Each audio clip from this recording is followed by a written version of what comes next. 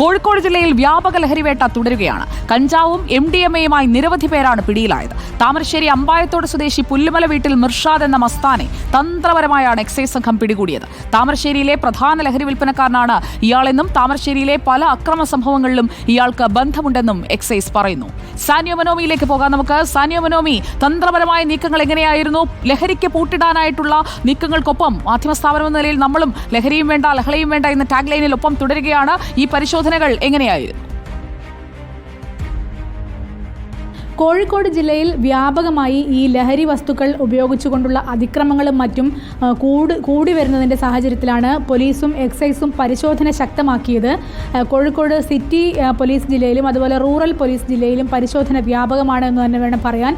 ഇന്നത്തെ ആദ്യത്തെ ഒരു ക്യാച്ച് എന്ന് പറയുന്നത് വടകര വെച്ചായിരുന്നു. കഞ്ചാവുമായാണ് ദമ്പതികൾ അറസ്റ്റിലായത്. 25 ഗ്രാം കഞ്ചാവാണ് പിടിച്ചെടുത്തത്.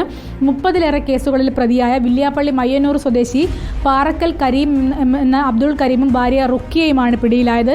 അതുപോലെ നാദാപുരം കല്ലാച്ചിയിൽ വെച്ച് വിൽപ്പനയ്ക്കായി കൊണ്ടുവന്ന MDMAയുമായി യുവാവിനെ പോലീസ് അറസ്റ്റ് ചെയ്തു. അതായത് ഓട്ടോയിലാണ് ഇയാൾ MDMA കച്ചവടം നടത്തിയിരുന്നതെന്ന് പറയുന്നു. 0.75 ഗ്രാം MDMAയാണ് ഇയാളിൽ നിന്ന് പോലീസ് പിടിച്ചെടുത്തത്. കല്ലാച്ചി വിഷ്ണുമംഗലം സ്വദേശി ചാമപ്പറമ്പത്ത് വിഷ്ണുവിനെയാണ് പോലീസ് അറസ്റ്റ് ചെയ്തത്.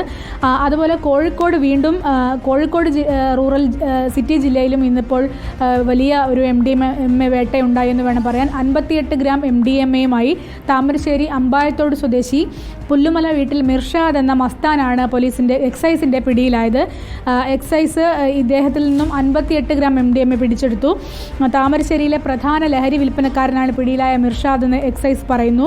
മാത്രവുമല്ല, താമരശ്ശേരിയിലെ പല അക്രമ സംഭവങ്ങളുമായി ഇയാൾക്ക് ബന്ധമുണ്ടായിരുന്നു എന്നും പറയുന്നുണ്ട്. കൂടാതെ നേരത്തെ അമ്മയെയും ഭാര്യയെയും ഒക്കെ കൊലപ്പെടുത്തി യാസിറും ആഷിഖുമായി ഇയാൾക്ക് ഏതെങ്കിലും തരത്തിൽ ബന്ധമുണ്ടോ എന്ന് പരിശോധിക്കുമെന്നും എക്സൈസ് പറഞ്ഞു. മറ്റൊന്ന്, MDMA വിഴുങ്ങിയ ഷാനിദ്, നേരത്തെ MDMA വിഴുങ്ങി മരിച്ച ഷാനിദിന്റെ അടുത്ത സുഹൃത്താണ് മിർഷാദ് എന്നും എക്സൈസ് പറയുന്നുണ്ട്. പരിശോധനകൾ തുടരുകയാണ്. കോഴിക്കോട്ട് സാനിയോ മനോമിയാണ് വിവരങ്ങൾ നൽകിയത്.